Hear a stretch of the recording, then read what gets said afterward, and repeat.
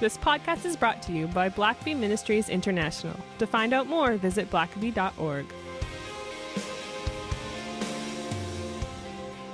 Well, welcome to the Richard Blackaby Leadership Podcast. My name is Sam, and I'm your host, and helping to take our leadership to the next level via books. We have Dr. Richard Blackaby. Good to be with you, Sam. And It's no surprise that we are big fans of books here on the podcast. We've reviewed quite a few. We've recommended some as well, and I know you're a voracious reader. I try to read as much as I can. we're encouraging you with that. Yeah, baby steps. You know, it's just having to sound out each word. You know, it's so tricky. That's right. Some of them have more than one syllable too. And some have these like silent letters at the end, and you're not supposed to pronounce. So it's hard, but I am learning, and through that, I think I'm growing as well. Good. Well, as a person. You're married to a bookworm there, so we're sitting down here in my office, and it's really more of a library than an office. Maybe, Sam, you might even be able to just post a couple pictures of these shelves here maybe in the show notes or something. But I thought I would just give a couple of thoughts on books today. Books and leaders. I'm around leaders all the time. I'm always hearing leaders talking about books that they're reading. I sit, oftentimes I'm in business class on airplanes where a lot of business guys are sitting. And if they're not going over some presentation on their laptop while they're flying, they often have books that they're reading. And I always kind of make do the survey of, well, what books do I see people reading here? And oftentimes I'll see some of the same books, and I'll think, oh, I need to get that one. It seems popular right now among leaders, but what do you do with books? And of course, I have my own bias about that, but a few thoughts on books. And one is just value books. I think sometimes we underestimate them. Of course, now we've got search engines on the internet that can pull up all kinds of information and so on that can seem a lot more quick and time efficient than pouring through a couple 100-page book. But I've also found that there are times where if you're doing a search on the internet, sometimes it's really hard to get the right information, solid information, scholarly, respected. The internet tends to pull up what's ever most popular, whatever people like to read about, but it's not necessarily the best material, the most thoughtful material. It's sound bites. It's whatever's been designed for SEO, search engine optimization, which is not always the best answer. It's usually not all the material, all the background, the footnotes. Because I've done some searches sometimes where I'm trying to just find some certain bits of information, and I can pull up a book that the whole book is dedicated to that subject, but trying to find something on the internet sometimes can be challenging to get anything very worthwhile. And so I would say a couple of things. First of all, just number one, value books. And so you can tell just being in my office, I value books. I love a new book. I love the smell of a new book. I love opening a new book and just putting my nose into the pages and smelling that beautiful smell of a new book, turning those pages for the very first time. And I love having my books on my shelves where I can see them and be reminded of them. And if you've got 1,000 books on your Kindle, I know you can scroll through and kind of see the different books that you have, but there's nothing quite the same as just perusing down shelves of your books and being reminded of each one. And I tried to teach my kids to value books, and so they certainly do. They do. And all three of my kids have their own libraries, their own bookshelves that they collect and they treasure, and I love having cool bookends and little decorative things on my bookshelves. That's why I say I want to have a library that is enjoyable just to spend time in. And now I've got grandkids that like to come down to Papa's library and just see the books and the cool things I've got down around the books. But I think you will be doing your kids and your grandkids a great favor if you could teach them to like books. And hopefully they learn how to read, and it's not, I mean, they'll all know how to read, but to enjoy reading, to be good readers, to be able to read somewhat quickly and plow through books.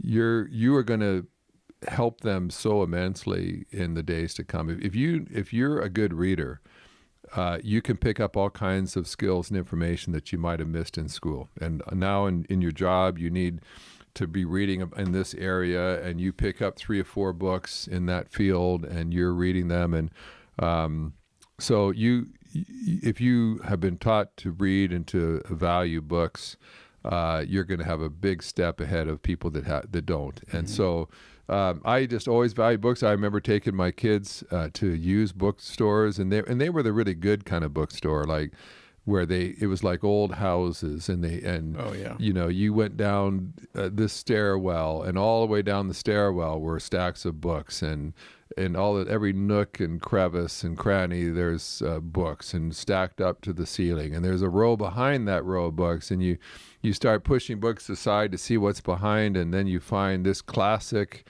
you've always been looking for, and here it is, and it's only $1. You can't believe it.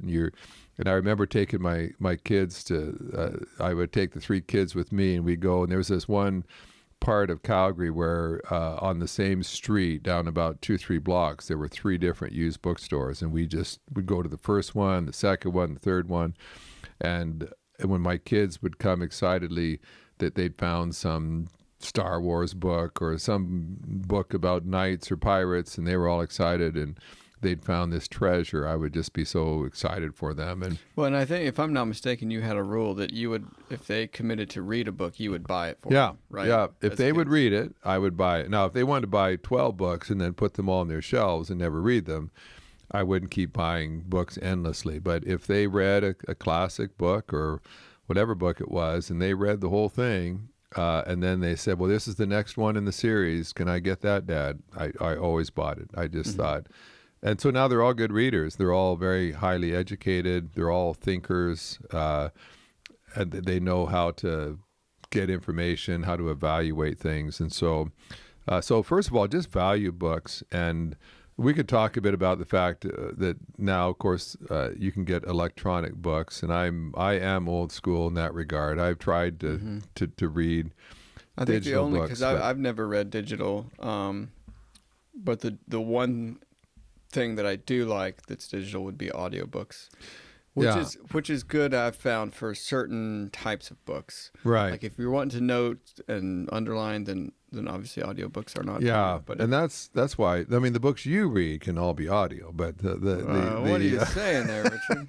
Yeah, now if I was going to listen to like a classic story, like if I was going to maybe, I know I have the hardcover book of Moby Dick, and I intend to read it. That one as well. You know, I intend to read that book and underline it. But if there was a book like that that I could get audio, and I was going to be in my car a lot, if I was going to be driving down to the beach for 5 or 6 hours or something, then I could really see an audio where you're hearing a story. But, But for me, even stories, I often want to pull into an illustration somewhere in a book or in a sermon. And so even then, I kind of want to capture some quotes along the way. But yeah, they're just not. But see, for me, and I realize like it's going to be a curse one day to all my descendants when like I keel over and my kids have got to figure out what to do with all my books. I don't think that won't be the thing that's difficult. I don't think.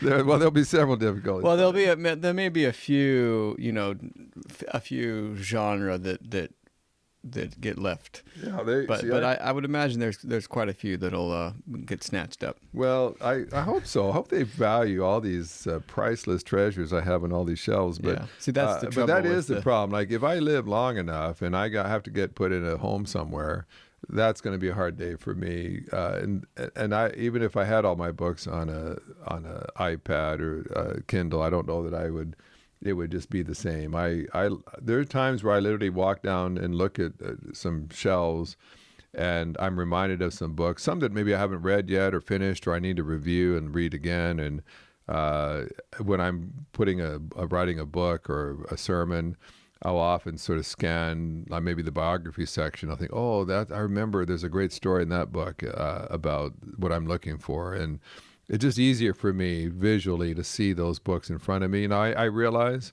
with Kindle and so on, you can do searches, and it's easier to find than if you've got to look for where you underline something. But I realize there are some advantages for sure. But a lot of times I wouldn't even think to go to that Kindle book if I hadn't seen it on my bookshelf and remembered that there's something good in it. But anyway, value those books. And secondly, just keep books handy. And so I always have a couple of books in my computer bag. And I typically always have a book with me in the car. So if I'm going to I was at the doctor the other day, and they said to me, it might be just a few minutes. I said, that's great. I've got a book, and I'll just it's free downtime just to read. Guilt free, because I'm waiting to see the doctor. So I've got this book I can read. Of course, I always have one on an airplane. There's always a book to be reading. I go pick someone up at the airport. I was picking up my son the other day, and I'm in the cell phone lot with my book, and I'm just enjoying reading until I get that buzz on my text saying that I'm ready to get picked up now. So just have a book on your bedside table at night. I think you and Carrie often read before you go to bed. Mm-hmm. Sometimes that's the only time in the day. Yeah, you're able to read. And so have it where nothing else you've read, a few pages. But if you've got it handy nearby where you can just grab it, if you got to go upstairs and get a book while you're in bed, that's it might not happen. But and so a third thing is. Obviously, get good books. Don't just not all books are created equal. Mm-hmm. There's some books that I would not waste time reading on, maybe like pig farming. Like for me, I'm probably not going to read a book on that. I know people who would read on that, I but do too, yeah. But for me, I want to find books that are going to engage me. I'm going to find interesting. I have some authors that I just typically buy whatever they write. Ron Chernow that wrote Hamilton, for instance, that the Broadway play is based on.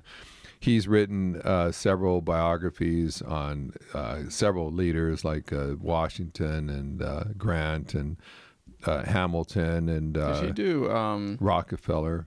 Alexander the Great? I don't know if he did that one. I don't know. He's done a lot of American leaders. Presidents and so on.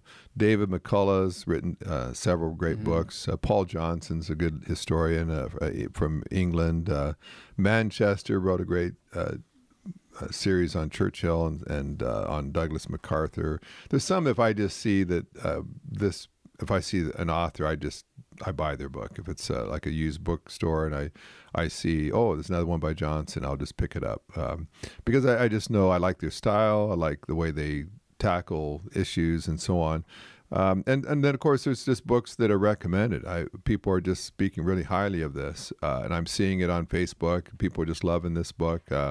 Then that's a cue for me. I bought many a book just because I saw someone raving about it. And I thought I really need to do that. It's same with some books are often cited. Like you're reading a book and you see that several books are all citing this other book that seems to be a very definitive work, very scholarly or an expert in the field that everybody has to refer to. And so I'll just think, I've seen that book mentioned so much. I want to go to the source and get that person.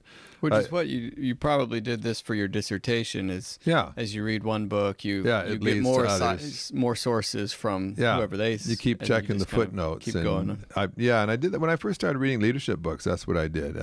I'd read a book on leadership, and they would cite a couple other leadership gurus that were kind of their role models. And so I'd go buy those books and see who they're citing and who they're referring to. And I would also say there are just some really important topics that I want to get a book on this because I just don't know much about this topic, and I feel like I need to. And so some areas of theology that I want to spend a little bit more time on. I've got a book on spiritual warfare I'm reading right now.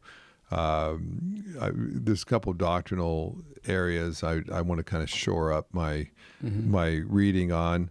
And then I would just say also just stretch yourself in the kind of books you read. Read some books that will stretch you a bit.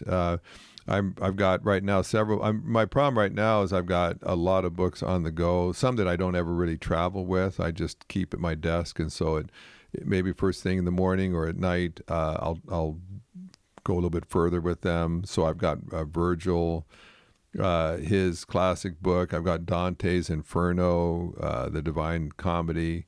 Some of those that are kind of tough reading. I'm not trying to just plow through it. I just read a bit at a time, but I'll eventually get them done. And then like Puritans, I like reading Puritan authors, but they oftentimes their English is older and it's slower slugging through some of that.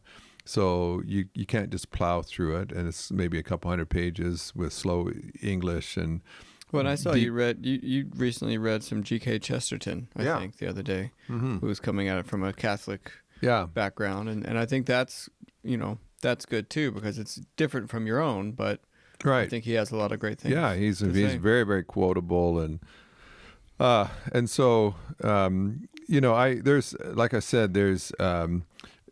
For me, I like being able to handle a book. I like to have a pen in my hand and to highlight great sentences, great quotes. Sometimes I just put a little mark off to the side that says, this is just something to ponder here. Might not agree, but it's interesting to make me think. Maybe I need to do some research on this.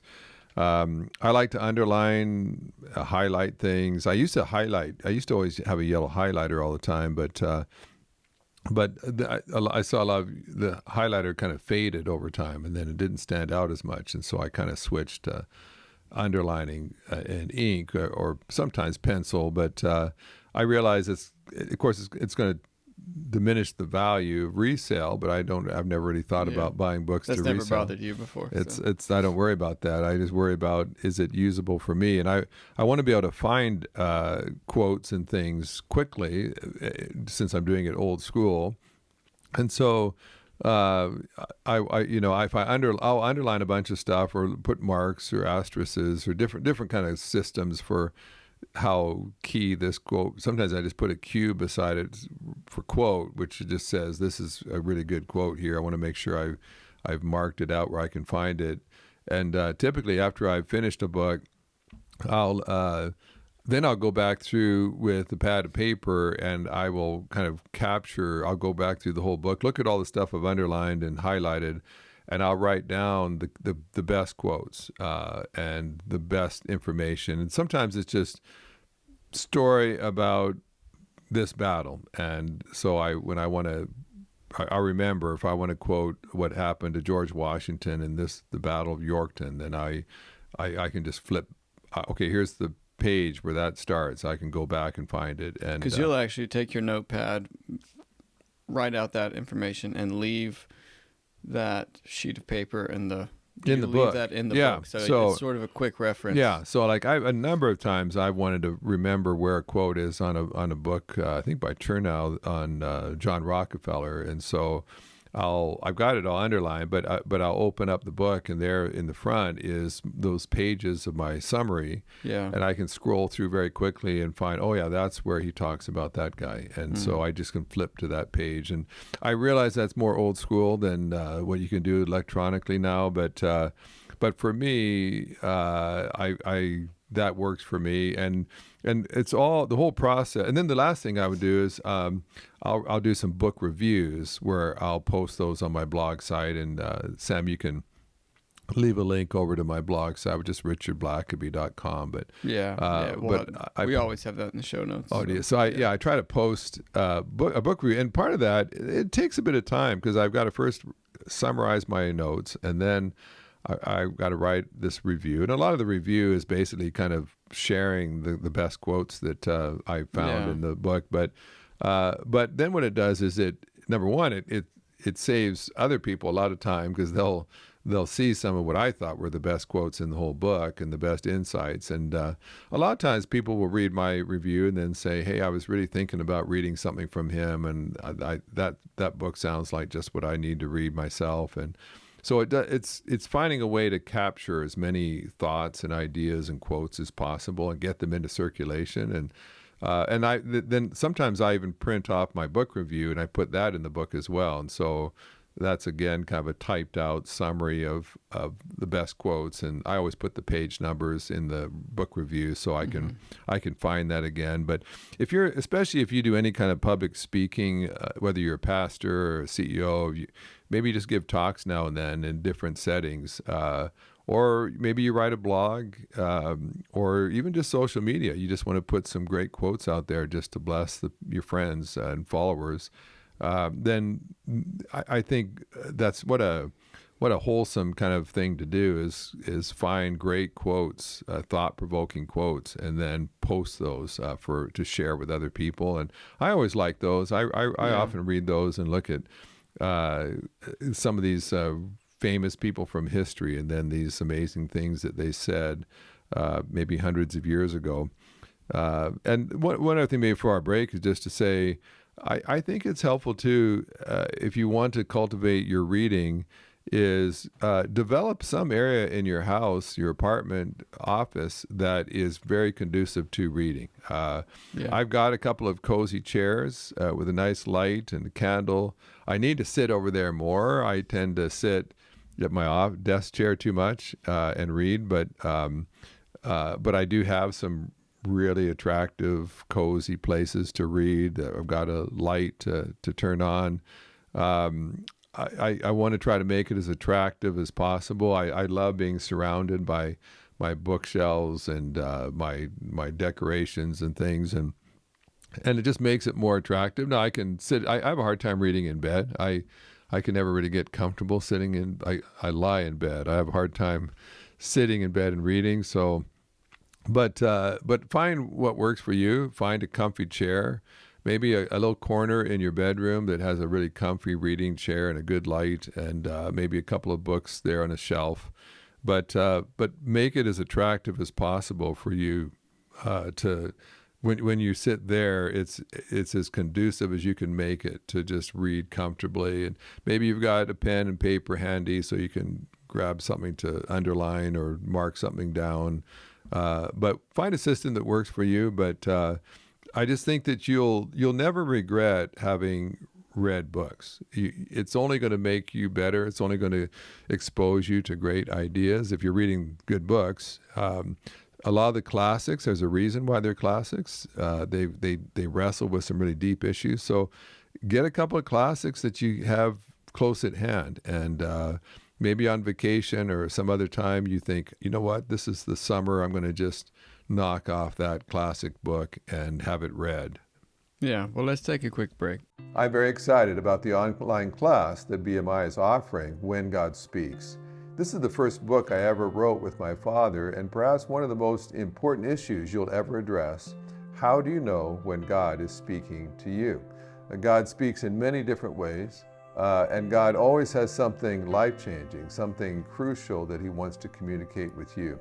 You can't afford to miss what God has to say to you. Sometimes He may speak out loud, but often He speaks in numerous other ways as well. And you need to be alert to the numerous ways God may be wanting to communicate His will with you. This is a 6-week course in which we'll look at all the major issues related to God speaking to His people. It's full of videos and studies that you can do, and I know it will bless your life as you look very carefully at the various ways God may be wanting to communicate with you in these very important days in which we live today. Richard, I suspect we could go on and on extolling the benefits and the glories of reading. The benefits books. And glories of books and the Buffalo Sabres. Well, books especially, and especially physical books, as you've noted already. Yeah. How superior that is to their digital counterparts. Oh, yes. But second-rate wannabes. Yeah. fake books. But maybe as we wrap up here, what are even more things to be excited about when it comes to reading? We've referenced this often, but we do have a book club as well. And I'll just tell you again, it's one of the favorite things to do. We need to schedule a gathering here again soon. That way I can finish it. Yeah, that's some people in the club don't finish the book until the deadline is fast upon them. But yeah, I have a book club with all three of my kids, with my son-in-law, with a cousin. And we read some very interesting books, and then we process them, underline them, wrestle with them, and then we gather together. We pull out our notes and we discuss them. And did you agree with this? And did you notice he said that? And do you think this is biblical? And some really, really, I find it very, very enjoyable. All my kids and my in-laws are all smart, they're all thinkers, and I love to watch them just grappling with these different concepts. And so, but you don't have to wait till your kids are all out of college to do that. Your kids could be still in elementary school, but getting to read maybe a children's version of a classic like Robinson Crusoe or something, and various classic books or something by Mark Twain, and then just talk about it. Just, what did you think about this? What do you think he means by that? Why is this guy a good guy or a bad guy? What do you think? And why did he do that? Why didn't he do this? And why did he do that bad thing? And I tell you what, I as soon as your kids are able to read at even the most rudimentary level, it's not a bad thing to do. And of course, my kids were younger, and I know you do this.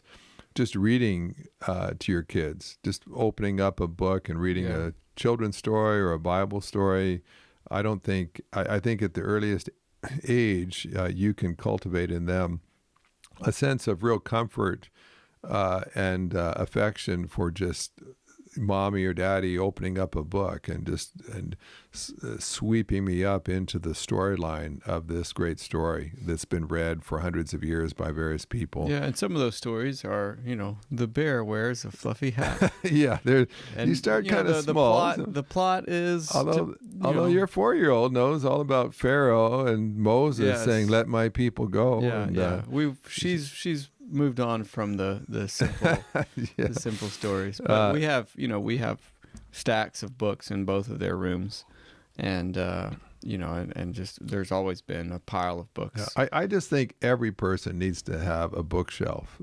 You just need to have a bookshelf in your life somewhere. If it's just one, might not be a big bookshelf, but have a few classics, maybe Christian classics, English classics, but walk past, see regularly some of the great books and be exposed to those, and add another one you've read to that collection now and then. Couple last things. Just when you do read a book, always be thinking for takeaways, and certainly if it's a nonfiction book and it's about a topic, when you put that book down, ask yourself, so what is my takeaway from this book? What did I learn? How did I read anything that is going to change how I live, what I do? How do I adjust that? What insight did I gain that I hadn't had before? How did this enlighten me in some way? Does this set me now?